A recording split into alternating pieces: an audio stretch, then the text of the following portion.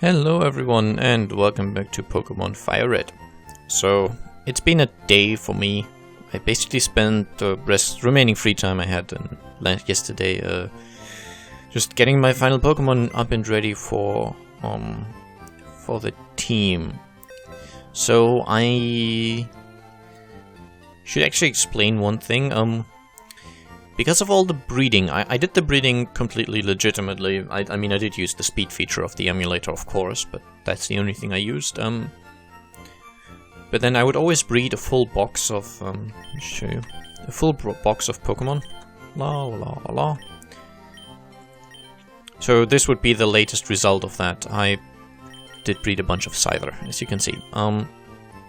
And you know, releasing all of these guys manually and checking their stats to see if they've got good or bad stats is a massive pain. So I used an external program for that. Basically, it analyzes my save game, my save file, and I can then check exactly what their stats are, and it also allows me to release an entire box of Pokemon just in one go. But because of that, it did save all my Pokemon correctly, but I had a bit of a rollback with my items. So some TMs and rare candies and such that I had used, and some nuggets that I'd gotten. I mean, I had 15 last time I leveled up a Pokemon from 5 to 80. So, I mean, I guess I did something like up to level 40-ish. I did with the experience share, and then I leveled manually, but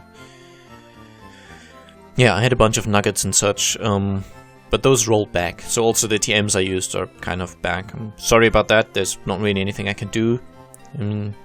Technically, I didn't gain anything from that, except for being able to use some TMs again, which I have no intention of doing. So, yeah, all I really got was I lost a bunch of nuggets, and yeah, that's about it. So nothing serious, just in case you're wondering why my items are kind of weird in the number. And box 11, sadly, Hoppip is here, spoiling the show. Go here. And yeah, so I'll just show you what I've got. I will be using a Rhydon. It's pretty powerful. 316 attack is nothing to sneeze at. It also got good defense, but its special attack and speed are obviously lousy. Moveset. It has Takedown, which is a self-harming attack. Horn Drill, which is low accuracy, but guaranteed to get a kill if it hits. There's Earthquake, which is, well, you know what Earthquake does. And there's Mega Horn. It's a powerful bug type move. I don't know why it's bug type. It doesn't really make much sense to me. But yeah, 120 attack at 85 accuracy. Also pretty good. Earthquake is more powerful because it gets the stab bonus, but there's some Pokemon which cannot be hit by Earthquake. Okay, next let's move over to Jinx. You can get a Jinx by trading it for, I think, a Poliwag or maybe a Poliwhirl. I don't even know who does that. But anyway, you can then take that Jinx and breed it with a Ditto, which I did. And yeah, that's the way you breed that. It's Ice Psychic, which, at least in Gen 1, were some very overpowered elements or types. So, yeah. And this one has good special attack and good speed, and the rest of the stats are okay, I guess. And it knows Psychic, Toxic, Blizzard, and Ice Beam. Next, Primeape. I kind of, for some Pokemon, I went with Pokemon that I'd never used before, but always found somewhat interesting. And Primeape, for example, this is not the same Primeape, or the same Mankey that we had earlier. But, I thought, hey, we used Mankey quite early on and then kind of ditched it, so why don't I just go with a Primeape, which is the evolution of Mankey, of course. It's a pure fighting type, good attack, good speed. All of these have perfect EV training, by the way, which I'm quite kind of proud of. Took a while to get that right. It knows Karate Chop, high critical hit ratio, Focus Punch. It's kind of a high risk, high reward thing. Hyper Beam. I don't know why. I bought the TM, taught it to him. And Cross Chop. Very powerful. Obviously, with the stab bonus, it'll be as powerful as Focus Punch. Plus the high crit ratio. It's an all-round good move. Okay, next is Raichu. Again, we had a Pikachu early on. I just kind of thought, hey, why not go with it? I leveled this up to level 42 as a Pikachu and then gave it the Thunderstone. Because once you've evolved it, it'll no longer learn any new moves. So, at level 42, Pikachu learns Thunder. I think it's 42. I might be wrong. So I wanted Thunder and Thunderbolt. Thunderbolt is kind of like Ice Beam or Flamethrower. It's just a really powerful 100 accuracy move. Thunder and then Quick Attack and Agility because, well, why not? And this thing also has very good special attack and very good speed. And Scyther. This is what I needed the Metal Coat for. If you trade a Scyther with the Metal Coat equipped, it'll evolve into Scizor. And I might be pronouncing these quite badly. Anyway. And yeah, just in case you're wondering, the last few level ups on all of these I did with Rare Candy, just because... I think not on the last member, but on most of them I just did Rare Candy because... leveling up from like 75 to 80, when all you have is the Victory Road to train your Pokemon, it's a bit of a pain. So yeah, Rare Candy is ho. And it knows Slash. Good high crit ratio move. It's a physical attacker. I kinda didn't show this or draw attention to it. 316 physical attack. Pretty good, pretty good. And it also knows Sword Stance, which sharply raises the attack stats. I don't know exactly how these buffs work specifically, but basically you can up or down a stat up to 6 times, or by up to 6 levels, and I don't know what kind of value that corresponds to, maybe double, maybe triple attack. It's a substantial bonus anyway. And Sword Stance basically gives you 2 levels of attack bonus, so you can use this 3 times and you will be at the maximum attack you can be at by buffing in combat. Kinda cool. And that will attack all affect all physical moves, which bug and normal type moves are, so all my moves are affected by Sword Stance. Just, I thought I might try out a buff. There's Fury Cutter. Every time I hit, well, every successive hit, it gets more powerful, so I think 10, 20, 40, 80, 160, I think it just doubles every time. And finally, Silver Wind, you get this by...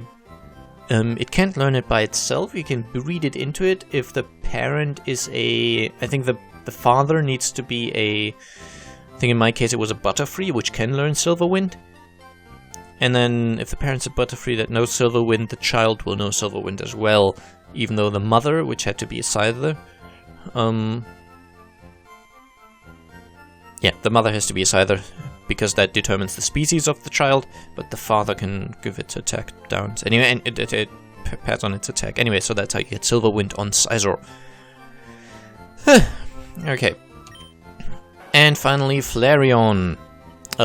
Again, just one of those things we evolved but never really made much use of, so I thought, hey, why not? I bred a bunch of EVs, which, again, breeding EVs is a bit of a pain. I'll go into how much fun those things were. I think I gave it high attack and special attack. I don't know why, just don't ask me. It's got a fairly diverse moveset though, so I guess that makes sense. It knows Dig, it knows Flamethrower, it knows Bite, and Iron Tail.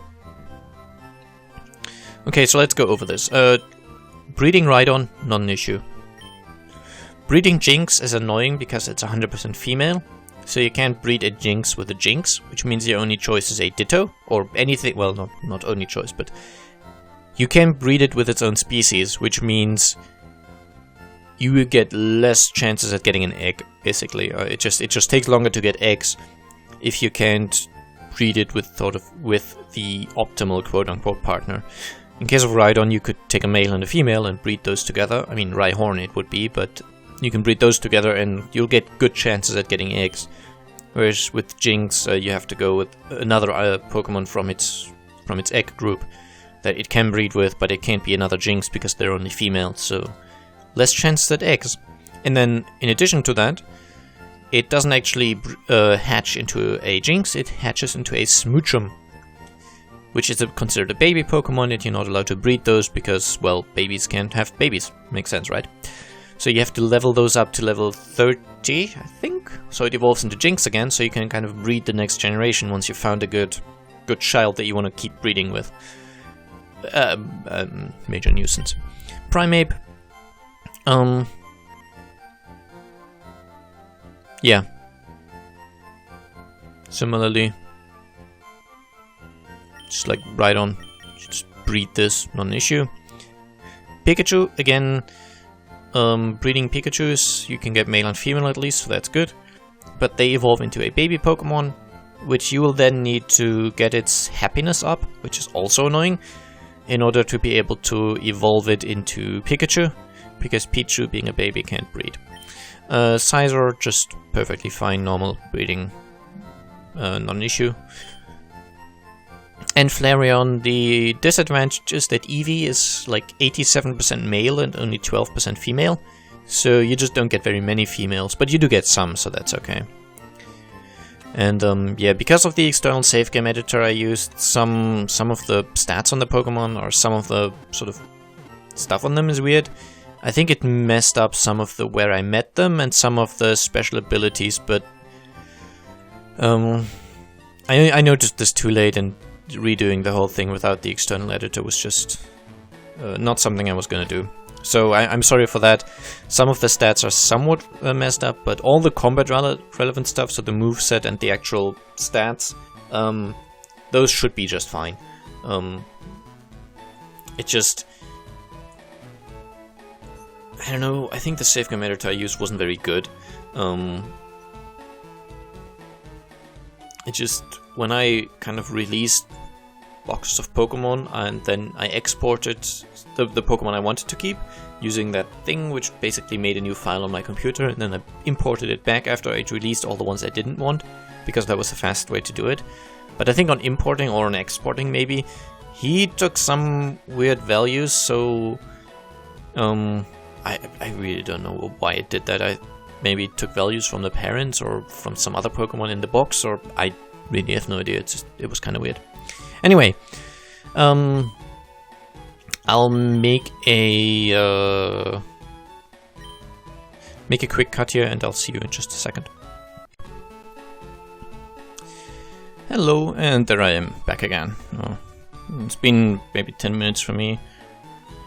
You know, doorbell, needing a drink, toilet break, all those things. Anyway, let's go to 6 Island this episode.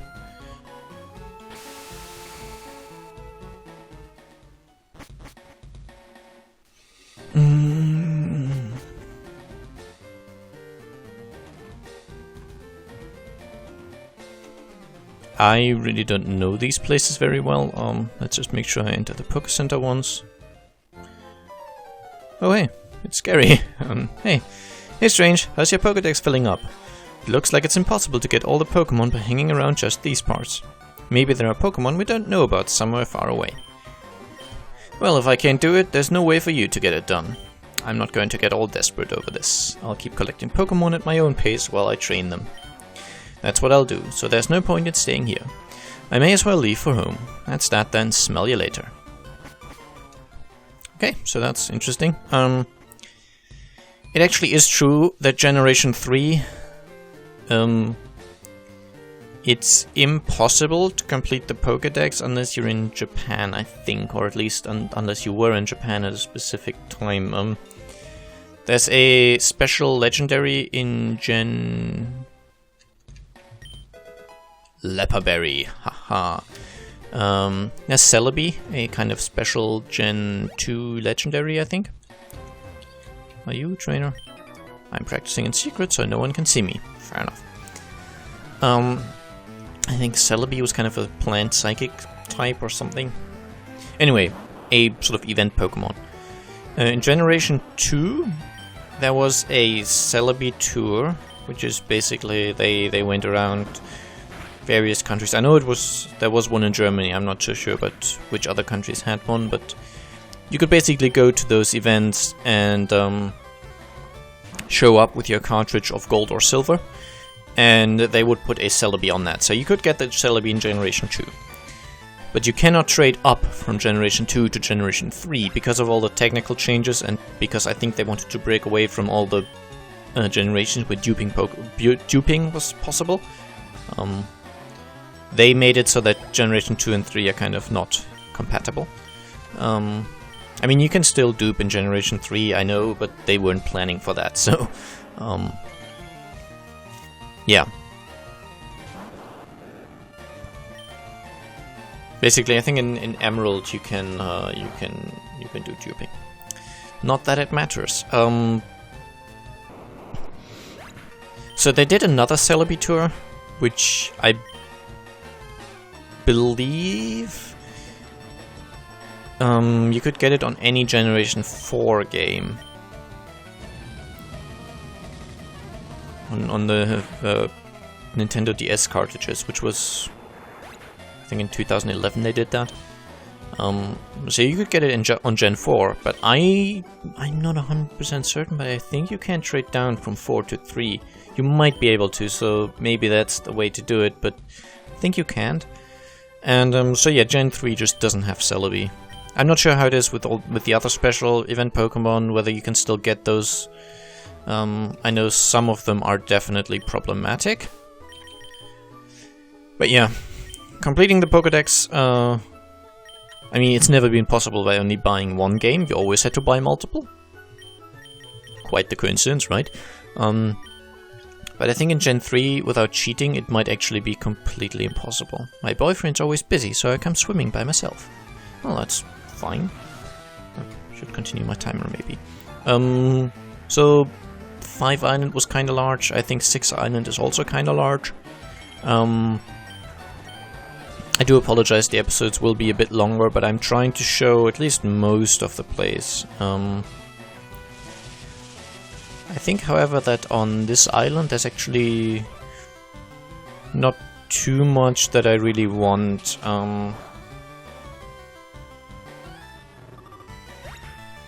There is a specific item that I'm looking for. Lantern. Let's go for it, I guess. Slash? Yeah, it'll work. Spark will hurt a bit. Oh, I got paralyzed. Oh well. It's only a 1 in 4 chance that it will actually prevent me from doing something. But it does lower my speed. So that thing now actually outspeeds me. Sad face. Anyway, there we go. That's the kill.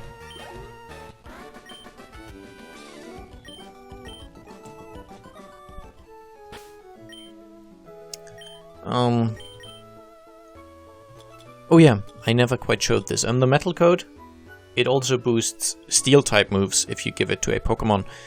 And again, if certain Pokemon hold it while you trade them, they evolve. I think Onix and Scyther.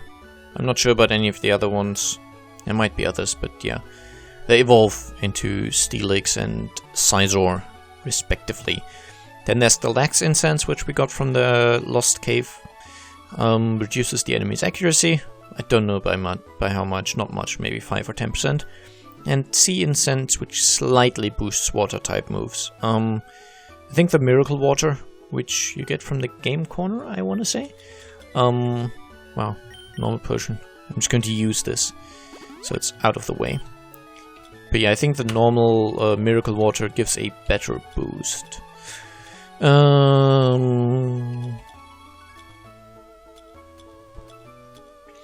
I have way too much stuff. I'm just going to use a full restore. Don't want to search through my items even more. Oh hey. Wait, you're suggesting that you're sick of seeing swimmers like me? Ah, don't be hating. No, actually I'm mostly sick of Zubats in caves. Oh wow, you have Gyarados. That's pretty powerful.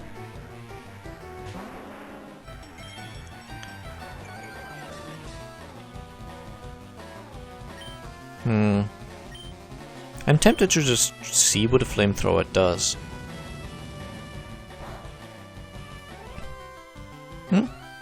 Still decent damage. Okay, you're using Rain Dance, that's fine. This will boost water type moves, which would be dangerous if I weren't able to kill it this turn. But I am, so there's that. Oh, I'm not. Oh, he now uses Dragon Dance. Fair enough. I'm wondering, I think the rain might have decreased the power of my my fire moves. That's interesting.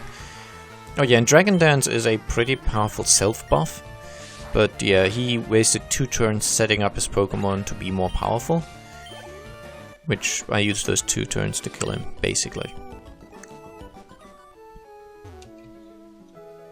Otherwise, probably using Hydro Pump or something, he could have dealt decent damage. You two? Hello Pokemon, it's time to battle. Okay.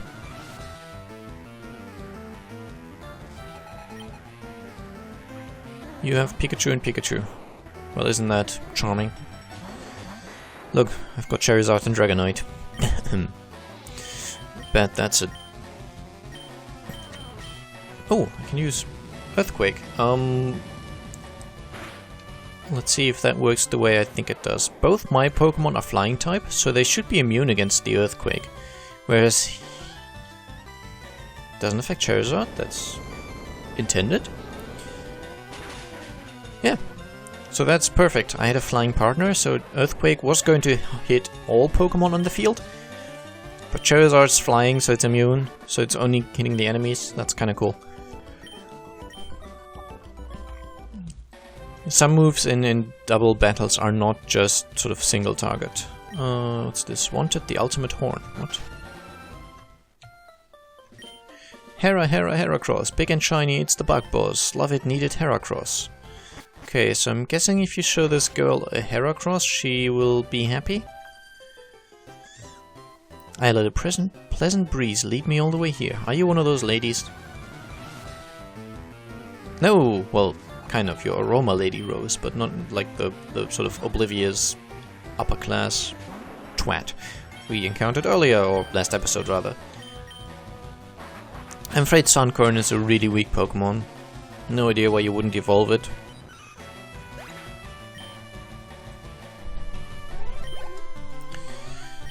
Sunflora, yeah, I don't care about that either. Again, Wing Attack should be able to kill it. Good night.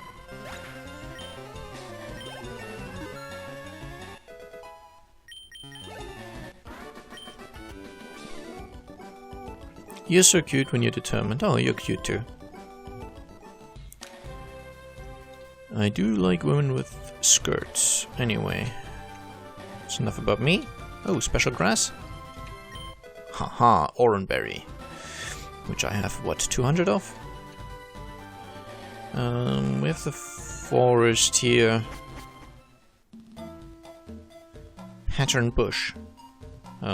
Somewhat heavy innuendo there.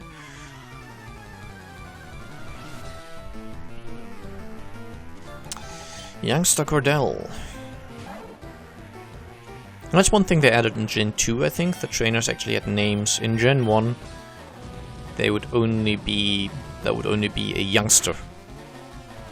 Teenager in German, I believe.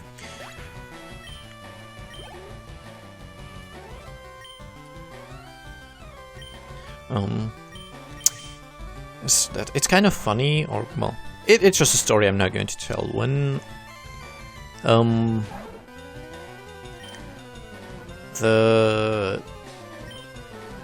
well, in German you use the word teenager as well. It's just one of those words which was directly adapted from the English. I guess it just describes someone, you know, 13, 14, 15, all the numbers that end in teen. So that's where the teenager comes from. In German the numbers are called differently, so it didn't lend itself to that same naming scheme, I guess. Hello, lady. I'm curious, how do you raise your Pokemon? So it's also teenager in German, same spelling, same pronunciation, basically. A lot of words are like that. I should really change my Pokemon around. Anyway, Flamethrower. But the T-E-E of teenager is the German word for tea. And the N-A-G-E-R of teenager, Egg Bomb. Okay. would be like someone who nibbles or gnaws or bites on things. So it's Naga, which Naga tier, for example, is rodent. You know, anything that has like those two huge teeth stuff. Anyway,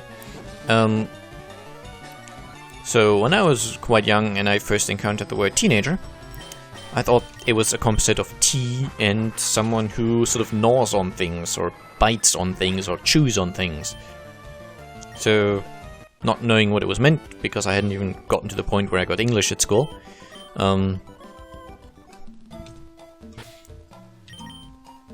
I always thought that it was some kind of thing in Japan that, I don't know, young people would be eating tea leaves. And that's what that was referring to. And I have no idea why I thought that. Well, I mean, I do, but it's not a reasonable assumption. It's just kind of what I went with. Yeah, look at all the bug Pokemon. Okay. And so to this day, whenever I see the word, my first thought is still someone who eats tea leaves or chews on them. Even though by now, of course, I know that's I mean, I had English lessons by now, I know where it comes from and what it means and all that, but just the first instinct from my early childhood is still there and just impossible to get rid of. No, it's fine. I just want to test this. Can you earthquake this? Yeah. Even though it can fly, I think people complained about this actually, that I think it's a bug poison type, not a bug flying type. So it's not immune against ground moves, even though technically it can fly. I don't know. So what about you?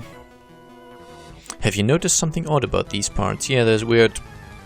Someone went completely mental with a lawnmower, I think.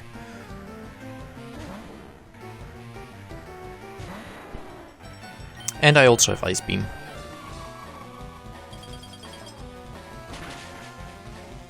I always did like Sand Slash, but you can't get it in this this edition. It's a... I guess in this generation it would be a Leaf Green exclusive, quote-unquote. At least I can't get it. Let's see what Outrage does.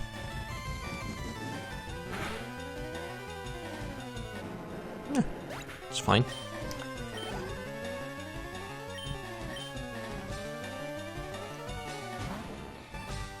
So yeah, I always wanted to use Sand Slash, but I mean, back in the days I could, because I could trade with a friend who had the other edition. I think I had red and he had blue, so he would be able to get it. And you know, there's all these exclusives, so we could always do a trade where I would get something I couldn't get and he would get something he couldn't get. Hey. Oh yuck! I think a bug stung me. Well, it's possible. Okay, you start with a Paras. I think that's a bug grass type, so Ice Beam should work.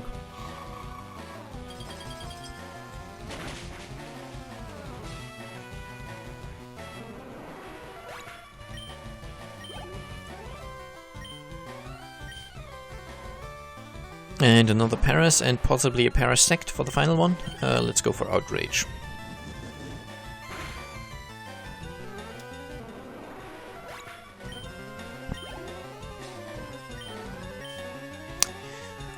Called it. I don't have the lists of which Pokemon these guys have with them, by the way, but there's just some patterns that eventually you recognize, and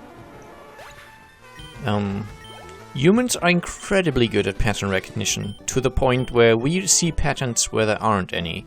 And I'm a mathematician, so you train even more pattern recognition that way. Wow, a level 9 Kakuna in an area where the trainers have level 50 stuff.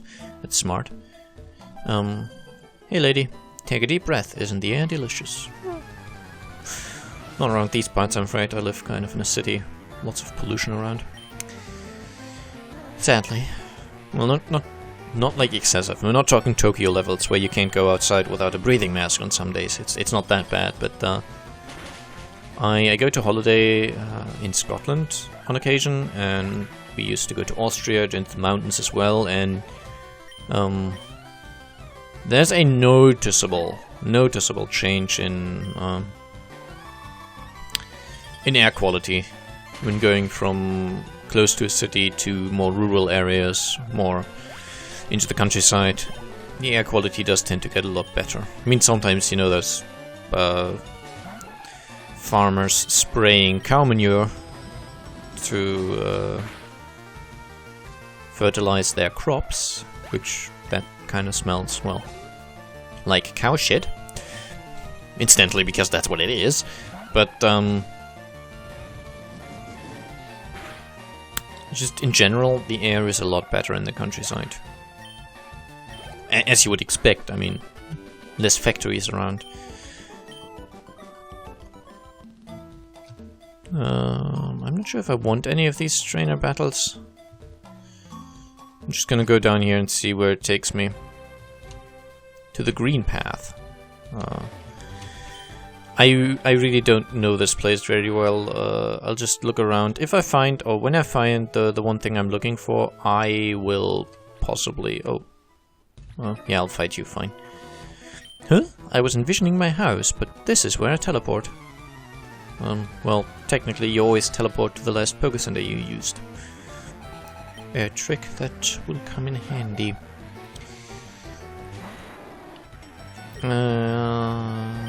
Go Ice Beam, why not? Is this another Natu Xatu lady?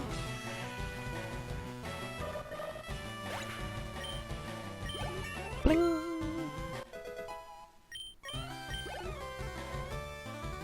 No, it's not. Slowbro. I don't want to use Alakazam for that. Let's go with Gengar, I think. Oh, I meant to give Lapras the experience share. I completely forgot. Oh well. Not that it really matters, I guess. Thunder. Right, it misses. Ouch. Amnesia. That's not good. Special defense sharply rises. I mean, I have a type advantage here, but I don't have the stat bonus, so... Oh, still got the kill, but I think it would not have without the crit. Amnesia is a really nice self-buff. Kadabra, nope. I should hopefully still outspeed it, and my No! Shadow Ball! Why don't you... It was my fault for bad menuing there. I mean, strength did the trick, but... I wanted to Shadow Ball.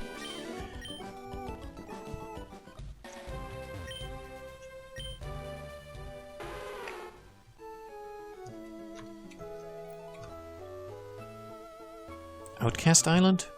Oh.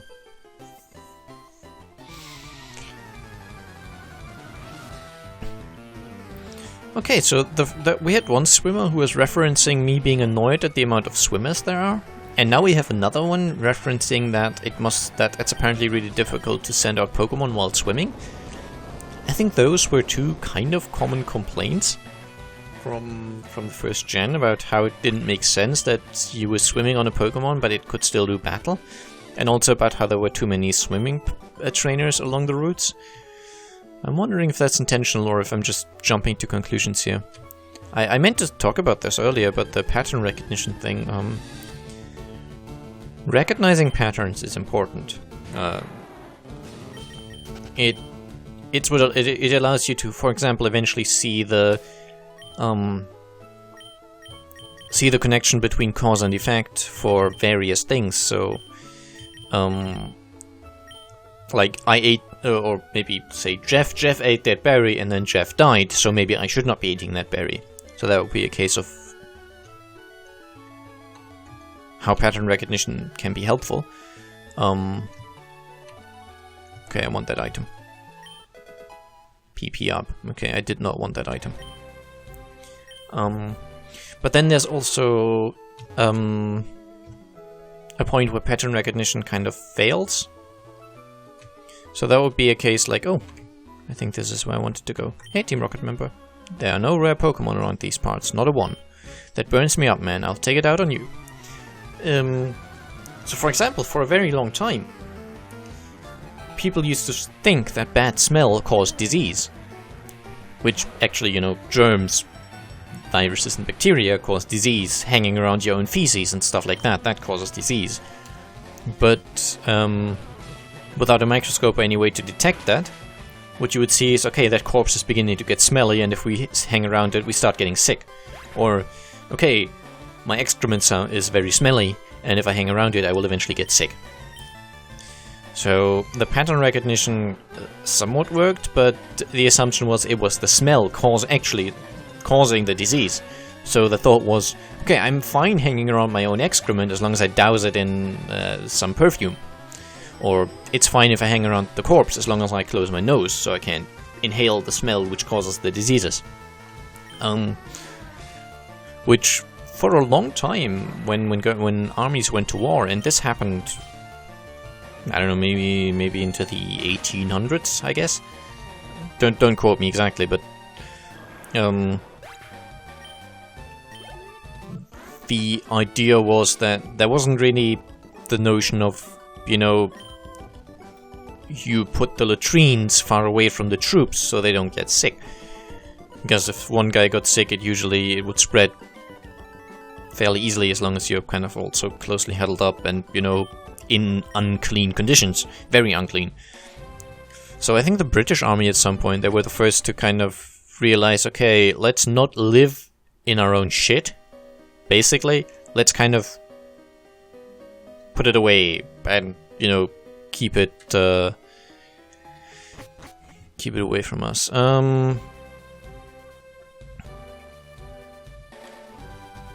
Okay, I think Altering Cave, apparently you can use certain items to change what Pokemon there are, but right now it'll only have Zubat, and I don't know how you change what Pokemon there are. I'm avoiding some trainer battles here because, quite frankly, the experience is no longer necessary for me. I'm already overleveled, and I'm not leveling up this team to go to the second time Elite Four challenge thing. So,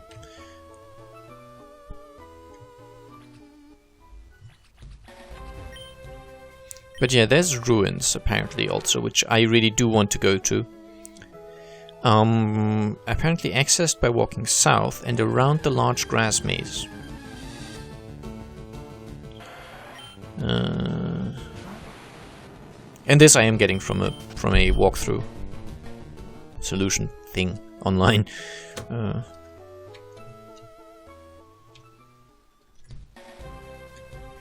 But surely this is south and around the grass maze. Well,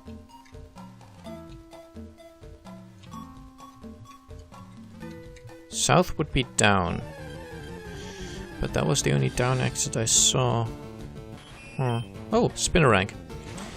I contemplated this for my team as well, actually, but decided against it. Bug types are very weak, and I mean I brought Scizor, which technically it's a bug steel, so yeah, it's a powerful bug type. I will grant you that. Heracross. I will try to get this. I'll go 3 Ultra Balls.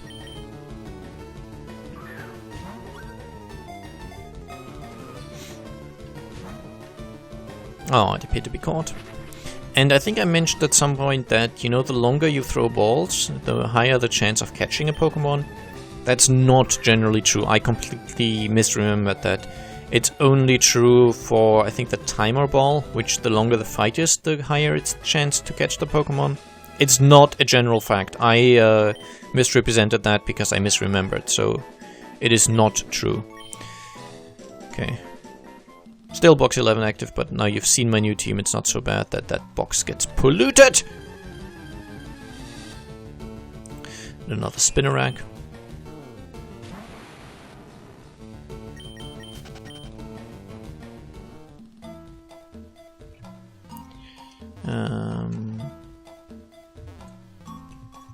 Not interested in fighting you. Or you. Wow. Level 9 Kakuna. I really don't know what they were thinking.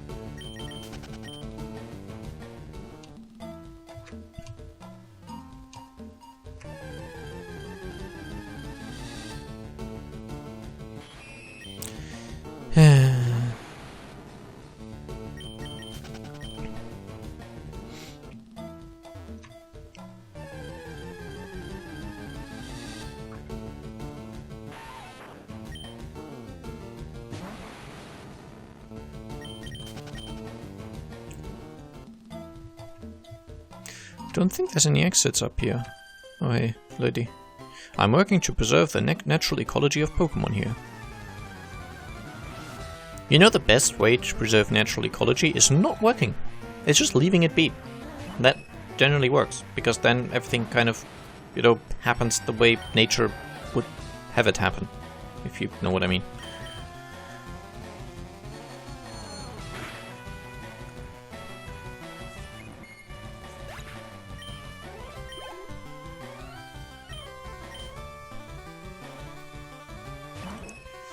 Clefairy. I really dislike that Pokemon.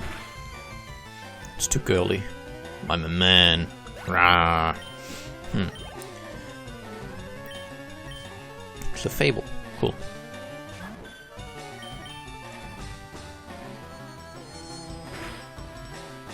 I think these were made more useful in Gen 6 when the fairy type was introduced.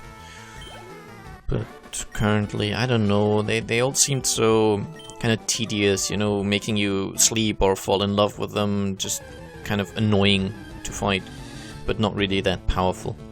I don't know, just, I don't really like them.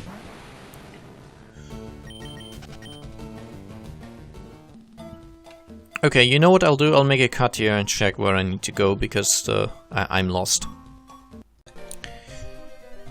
Yay, I did some checking and now I know where to go. Again, sorry about all that. Oh, special grass tile up there, which I kind of ran past. Oh, look, level 44 Sparrow.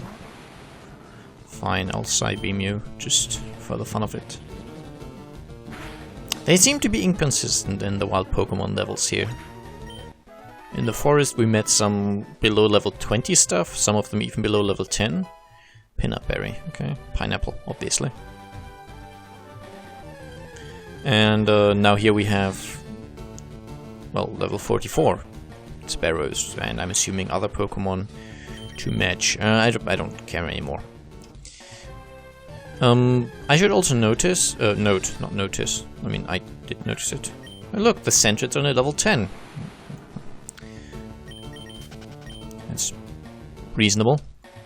Hey you. I am not going to go to Seven Island.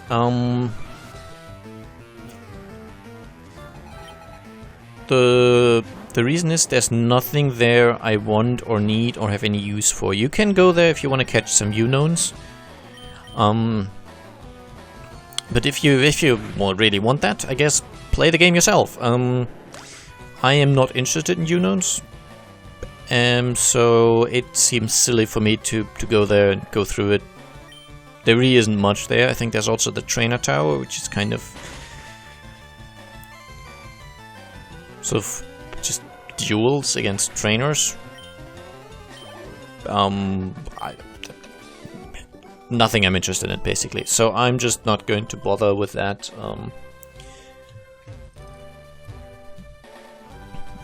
I am just going to go... oh hey, Natu. That's at least nice. I mean, I like Natu and Xatu, but, you know, just want to go through here. Yeah, basically there's nothing for me on 7 Island. I've also decided against showing the Island 8 and 9, which you could only get to by going to certain events, or in my case, hacking in the event items. I'm not that fussed about it. So I hope you don't mind. I kind of want to bring this LP to the conclusion. And also, I'm not too interested in anything that there is on 7 Island, as I said, so... I don't know, I feel like right now I'm doing something that I still want to do. And I'm motivated. If I start trying to do stuff I don't want to do... okay, there's an item... There's no items here I want. Let's just go through this. If I start doing stuff I really don't want to do, it'll end up with me being really unmotivated. And I think that makes my commentary quite bad. Actually, I think I'm going to cut. It's been 40 minutes already, so I'm going to cut right in the middle of this fight. Haha. I hope you enjoyed the episode, and next time we'll continue with this. I don't want to make these too long because people complain about long videos all the time. So, bye bye.